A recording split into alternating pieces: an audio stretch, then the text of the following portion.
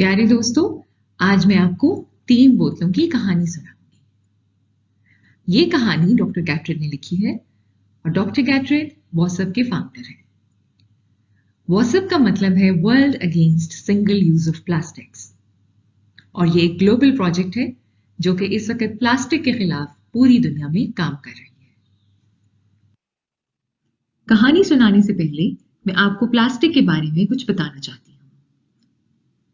इस वक्त पूरी दुनिया में हर मिनट के अंदर तकरीबन 1 मिलियन प्लास्टिक की बोतलें फेंक दी जाती हैं और वो सारे का सारा प्लास्टिक आहिस्ता आहिस्ता हमारे नदी नालों, दरियाओं और समंदरों तक पहुंच जाता है और वहां ये हमारी मछलियों, हमारे परिंदे और हमारे जानवरों के लिए जानलेवा साबित होता है।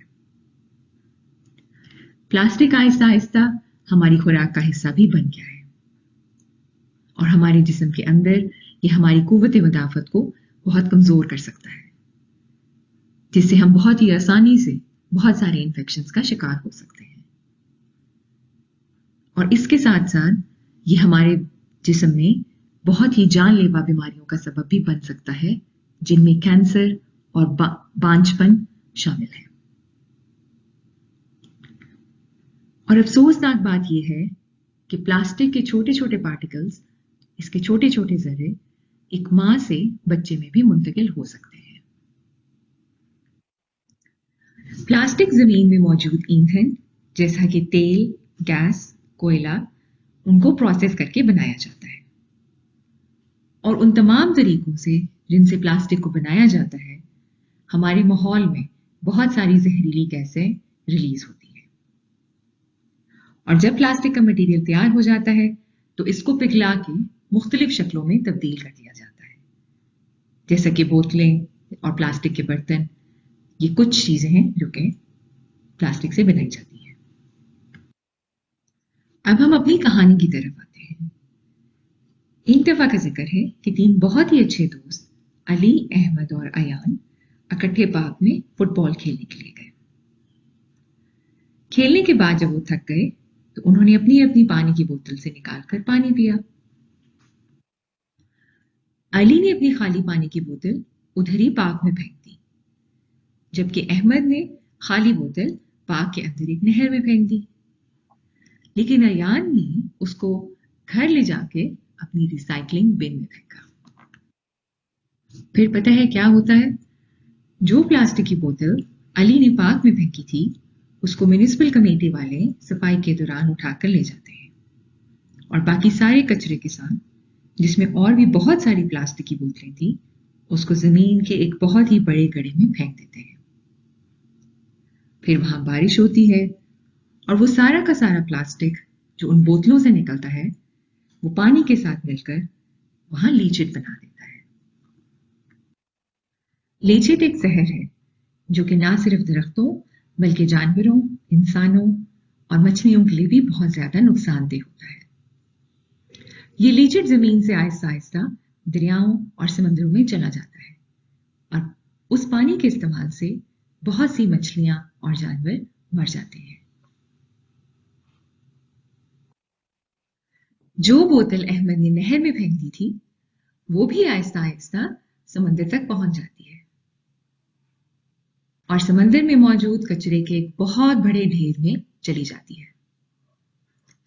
आपको पता है दोस्तों, इस वक्त पूरी दुनिया के समंदरों में इस तरह के 5 बहुत बड़े बड़े कचरे के ढेर हैं और इन तमाम कचरों के ढेरों में समुद्री जानवर अपना खाना तलाश करने आते हैं, क्योंकि उनको लगता है कि वहां से उनको खाना मिलेगा। और बहुत सारी मछलियां और जानवर इन ढेरों में फंसकर रोजाना मर जाते हैं।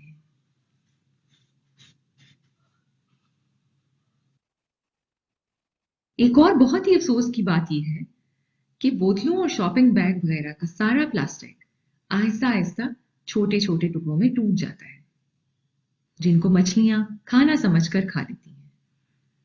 और वो मछलियां जब हम अपने खाने में खा रहे होते हैं, हमें पता चले बगैर वो प्लास्टिक हमारे जिस्मों में भी ले आती है, जो कि बहुत सारी बीमारियों का सबब बनता है।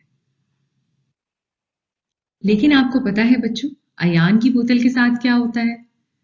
वो बोतल रिसाइकलिंग बिन से रिसाइकलिंग सेंटर तक आती है और वहां उस प्लास्टिक को तोड़ा जाता है, पिघलाया जाता है और उस प्लास्टिक से दूसरी बोतलों के प्लास्टिक के साथ और बहुत सारी चीजें बना दी जाती हैं। और उस प्लास्टिक से जो कि रिसाइकल हो चुका होता है, उससे बहुत सारी और भी प्लास्टिक की चीजें बनाई जा सकती हैं। जैसा कि 2000 प्लास्टिक की बोतलों को पिघलाकर उनसे एक बेंच भी बन सकता है। दोस्तों, अगर हम अगले 30 सालों में इसी तरह प्लास्टिक का इस्तेमाल करेंगे तो हमारे समंदरों में मछलियों से ज्यादा प्लास्टिक होगा। और ये सब होने से कौन रोक सकता है? आप और हम मिलके ये सब होने से रोक सकते हैं। अब आपको थोड़ा व्हाट्सएप के बारे में बताती चलूं। व्हाट्सएप के 4 प्रिंसिपल हैं, जिनमें से सबसे पहला प्रिंसिपल है लोगों में अवेयरनेस पैदा करना। जैसा कि आज आपने जो भी इस कहानी से सीखा, आप अपने वालिदैन को बताएं, अपने दोस्तों को बताएं कि प्लास्टिक किस तरह से हमारी सेहत और हमारे माहौल के लिए नुकसानदेह साबित हो रहा है।